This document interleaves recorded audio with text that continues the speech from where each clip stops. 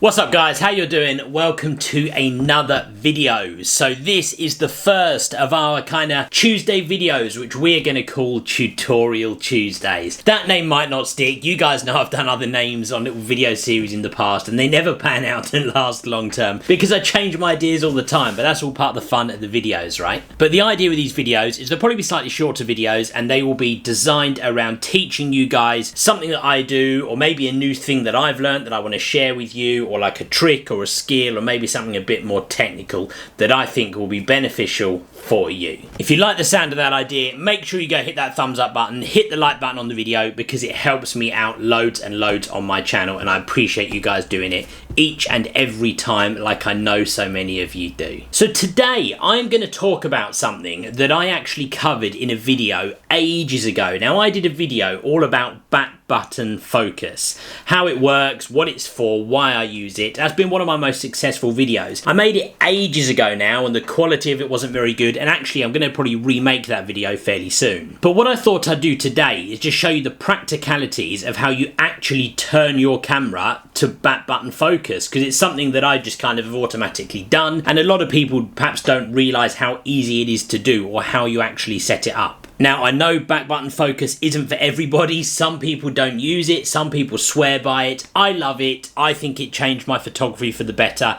and I cannot see myself ever going back. One of the first things I do whenever I get hold of a new camera, I change sort of 4 or 5 settings so that they match what I want, and switching that camera to back button focus is one of the first things that I do. I couldn't imagine shooting a game now without focusing using that back button, but we will do that in a separate video. I'll talk again about all the pros and cons. Today we're just going to look at how we actually do it. Now, I'm going to be looking specifically on my 1DX, but I know this is pretty much exactly the same on most Canon cameras. I have changed this system on a 7D, a 7D2, the EOS R, a 1DX. I've played with a 5D3 before, and all of those did it the same way. So chances are, if you've got a Canon camera, this is how you need to do it.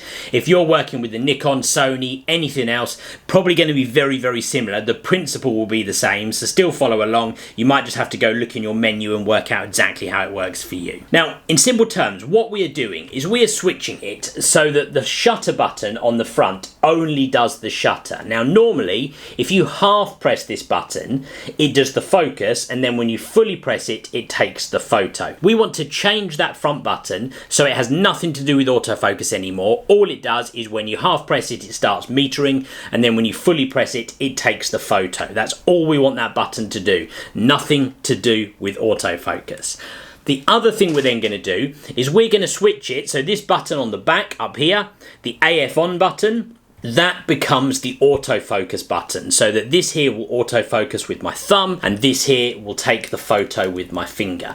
That's how we want to set up the camera. That's what we're trying to do. Now, it's pretty simple. You need to go into the menu on your camera. Now, most places it's going to be along in the settings or in like the custom functions, but what you're looking for is the section in the menu called custom controls. If you go into that, it gives you the option to change what loads of the buttons do. Now, there's lots of things you can do in there, but we're just going to worry about the top 2 to start with.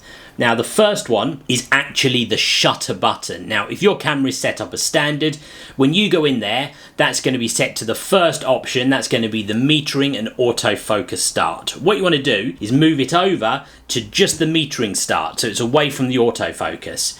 You set it to that, and now straight away, your camera is now set. That button is not autofocusing anymore. Done. Real simple. Next thing we want to do is to go into the second option, and that's to change what the AF on button on the back does. So we go in there. Now you'll see that you can change this one to do all kinds of different things. You can change from one shot to AI servo.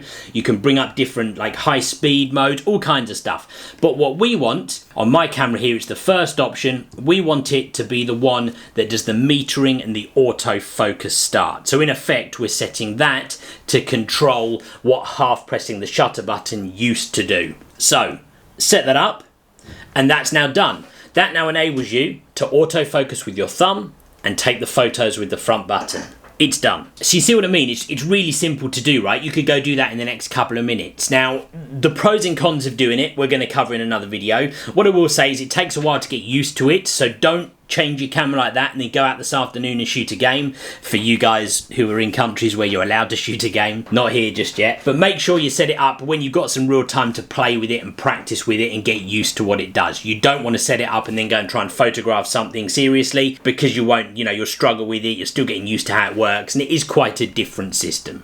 I hope you guys found that useful. It'd be really interesting to know who does use back button focus and who doesn't at all. I know there are some good high-level pro sports photographers who are not using it. It surprises me when I meet them, but they swear by it, and most of them have tried it and moved back. So fair play to them, right? I'm not saying I'm right. I'm just saying that that's what I prefer to do. So go check it out. That's how you do it, guys. I hope you found it interesting. If you did, please do take a second, hit that like button on the video. Please make sure you subscribe if you haven't already. There are loads of other videos coming on my channel which I think you will enjoy. I hope you guys enjoyed it. Tutorial Tuesday, and I will catch you guys. I will see you on the next video.